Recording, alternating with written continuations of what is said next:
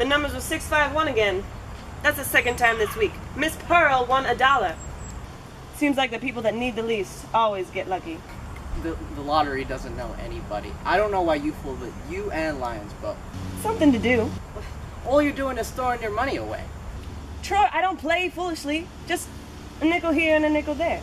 That's 2 nickels. I win sometimes, and that makes up for it.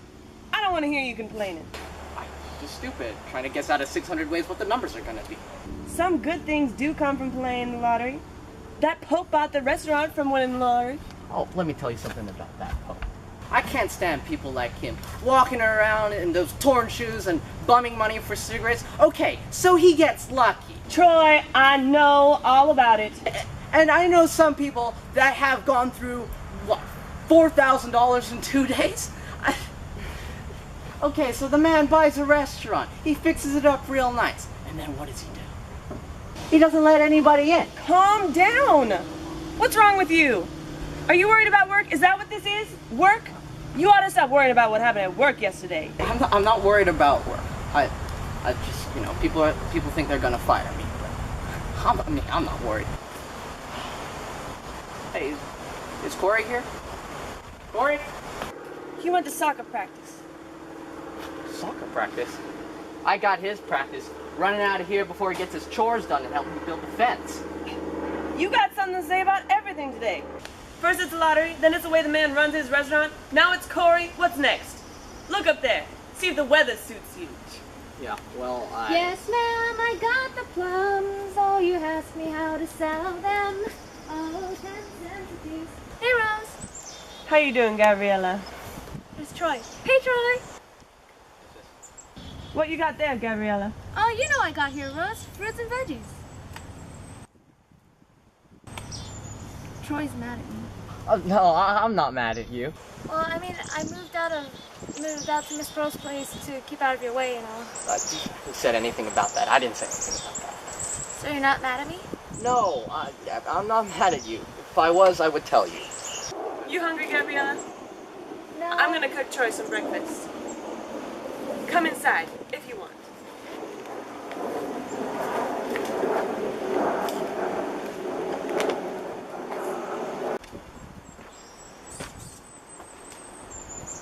You know, St. Peter's got your name in his book.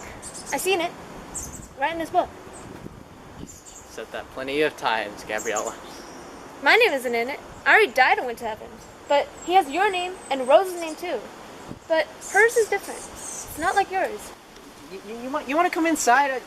Rose is gonna cook you something if you want. I don't know. No, Troy. I got my plums to sell. I sold 2 tomatoes though. I got 2 quarters. Oh. You hear that? That's a hellhound. Gotta chase him out of here. Go on, get out! Get out! Better get ready for the judgment. She gone out.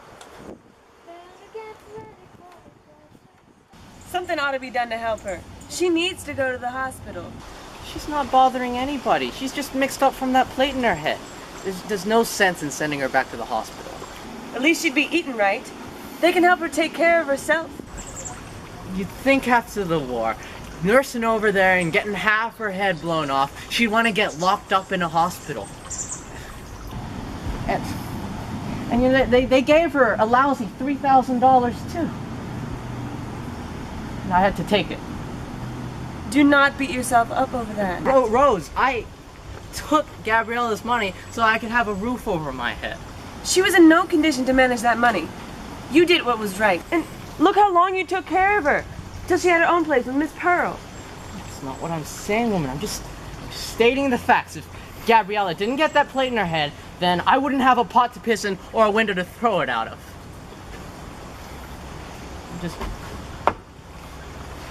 Where are you going off to?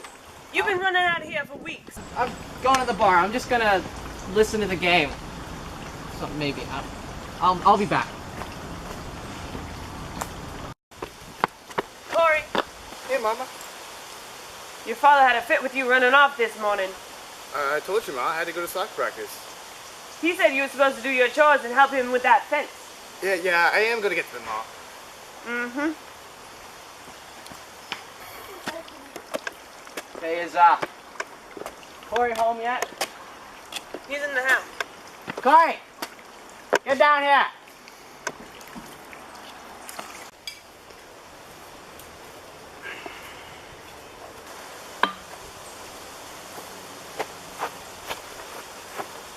Just coming in here from leaving this morning? Yeah, I had soccer practice. Yeah, what? Yes, sir. Get a saw and start cutting.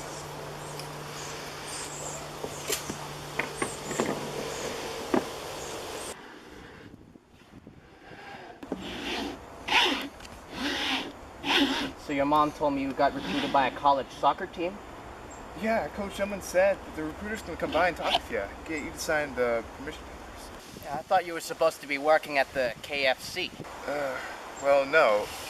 I quit so I could play soccer. I thought we had an understanding here. You keep up with your chores, and you hold your job down at the KFC, and you're telling me you quit.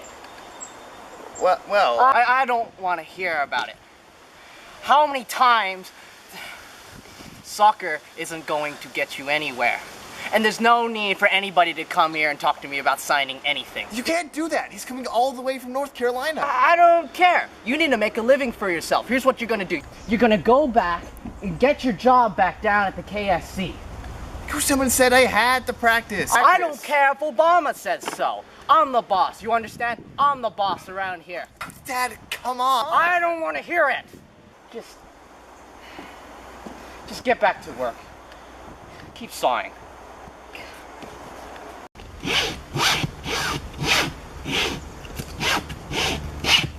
Move. Dad, I have a question. What do you want to ask me for, huh? Dad, how come you never liked me? Take a seat. I said take a seat! Who the hell says I gotta like you? Just sit up straight. What law says I gotta like you? None. Alright then. You eat every day? Yeah. Yes, sir. So long as you're in my house, you put that sir at the end. Understand? Yes, sir. So you eat every day? Yes, sir. Got clothes on your back? Yes, sir. Got a roof over your head? Yes, sir. So why do you think that is? Because of you. Oh, hell, I know it's because of me. But why do you think that is? Because you like me? Every day, I get up in the morning, bust my ass, earning a paycheck, and that's because I like you? It's my job. It's my responsibility. The boss doesn't pay me because he likes me. It's because he owes me. And I gave you my life, and you're worried about whether I like you? Don't go through life worrying about whether someone likes you or not, only if they're doing right by you. You understand?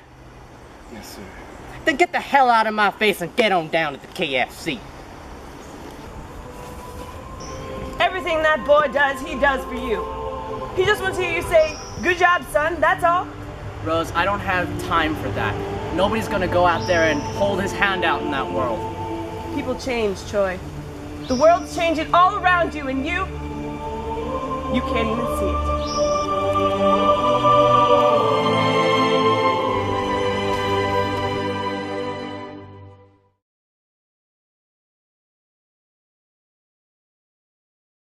James, I need to talk to you. All of a sudden you want to talk to me? Huh? Tomorrow's Friday. Yeah? And? I want to know if you're coming home tomorrow. I come home every night, Daisy. You know that. That's not what I mean.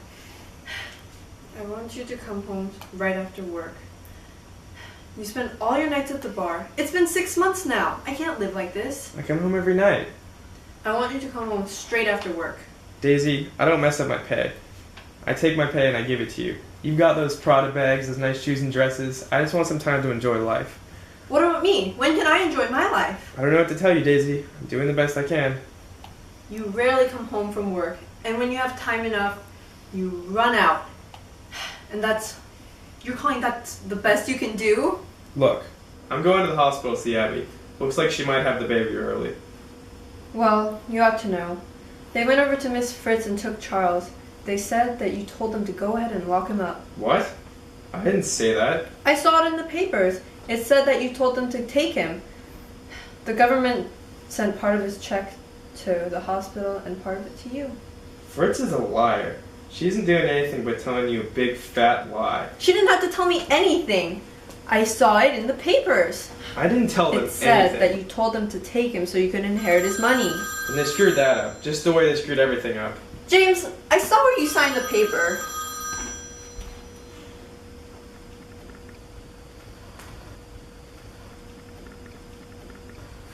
That's the hospital.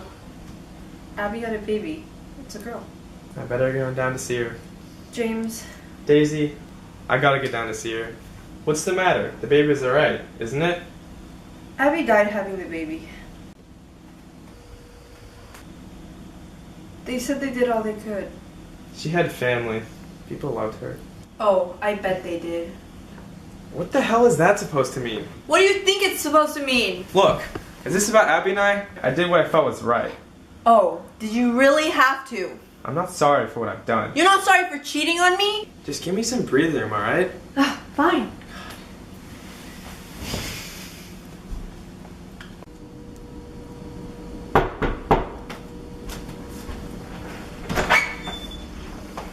Hey Daisy, look, this is my daughter. She ain't nothing but a wee bitty old thing. She's innocent and has no mother. What are you telling me this for, James? What are you smiling at? Your daddy's a great big rich man, but sometimes he's scared. And right now he's scared because he doesn't have a home for you.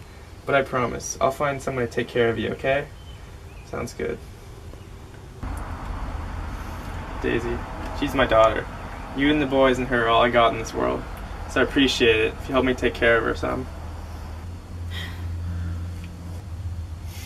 Please, Daisy, she's a motherless child. Fine.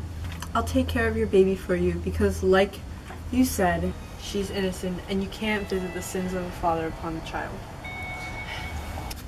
A motherless child has a hard enough time. This baby now has a mother, but you're no womanless man.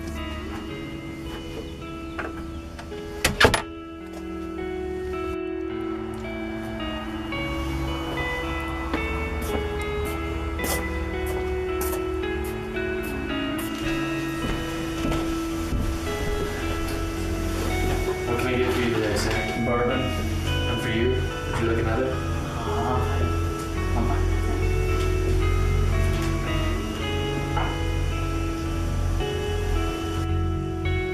Here you go, sir.